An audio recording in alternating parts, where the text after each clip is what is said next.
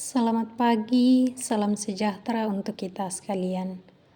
Bapak, Ibu, saudara-saudari, dan anak-anak yang dikasihi Tuhan, mengawali seluruh kegiatan hari ini, kita akan membaca dan merenungkan firman Tuhan. Sebelum membaca, mari kita minta kekuatan kepada Tuhan melalui doa. Kita berdoa. Syukur padamu Tuhan, atas cinta kasih-Mu yang terus Engkau nyatakan bagi kami. Terima kasih sudah menjaga kami semalam lamanya, dan pada pagi yang indah ini Tuhan, kami boleh bangun. Mengawali aktivitas kami akan membaca dan merenungkan firman-Mu. Kiranya Roh Kudus-Mu menguasai hati dan pikiran kami, sehingga kami boleh membaca dan merenungkan firman-Mu ini seturut dengan kehendak-Mu. Berkati kami Tuhan, kami siap mendengarkan firman-Mu. Amin. Bagian firman Tuhan yang akan kita baca dan renungkan pada pagi hari ini dari Injil Yohanes pasal 1 ayat 14 sampai 18. Firman Tuhan.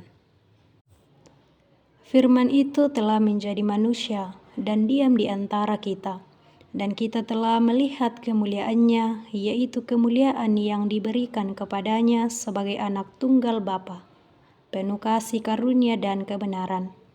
Yohanes memberi kesaksian tentang dia dan berseru katanya, "Inilah dia yang kumaksudkan ketika aku berkata, kemudian daripadaku akan datang dia yang telah mendahului aku, sebab dia telah ada sebelum aku. Karena dari kepenuhannya kita semua telah menerima kasih karunia demi kasih karunia. Sebab hukum Taurat diberikan oleh Musa, tetapi kasih karunia dan kebenaran datang oleh Yesus Kristus. Tidak ada seorang pun yang pernah melihat Allah, tetapi Anak Tunggal Allah yang ada di pangkuan Bapa, dialah yang menyatakannya. Amin. Firman yang telah menjadi manusia, itulah tema perenungan kita pada saat ini. Firman dalam bahasa Yunani yaitu logos. Kata ini bisa juga disebut dengan kata lain yaitu sabda Allah atau perkataan Allah. Artinya, firman Allah sama dengan perkataan atau kata-kata Allah. Ayat 14 pembacaan kita pada saat ini, Yesus Kristus adalah kata-kata Allah yang menjelma dan mewujud dalam sosok manusia. Dalam pembacaan kita pagi ini, Yohanes pasal 1 ayat 14 sampai 18. Firman telah menjadi manusia dan yang telah datang ke dalam dunia adalah firman yang hidup dan menghidupkan. Firman itu adalah Yesus Kristus yang hidup sebagai manusia atau berinkarnasi untuk memperlihatkan kemuliaan Allah yang kadang disebut penjelmaan. Firman itu terkadang tidak diterima baik oleh dunia, yaitu manusia yang hidupnya masih dalam kungkungan dosa. Di ayat 14 pembacaan kita dikatakan bahwa Dia itu penuh kasih karunia dan kebenaran. Lalu di ayat 15, Yohanes menceritakan bagaimana Allah sungguh mengasihi manusia. Kemudian Yesus Kristus sebagai firman yang hidup semakin menegaskan bahwa hukum Taurat bukan untuk ditiadakan, melainkan untuk digenapi, dan untuk itu jugalah kita dituntut untuk hidup dalam kebenaran dan kasih karunia-Nya. Kasih karunia dan kebenarannya haruslah menjadi pegangan dan gaya hidup kita sebagai orang percaya dalam menjalani kehidupan anugerah Tuhan ini. Jelas di dalam ayat 16-17 pembacaan kita pada saat ini. Bapak Ibu yang dikasihi Tuhan, memang tidaklah mudah, namun tidak ada yang mustahil ketika kita ada kemauan untuk terus memberi diri, berproses bersama dengan Tuhan.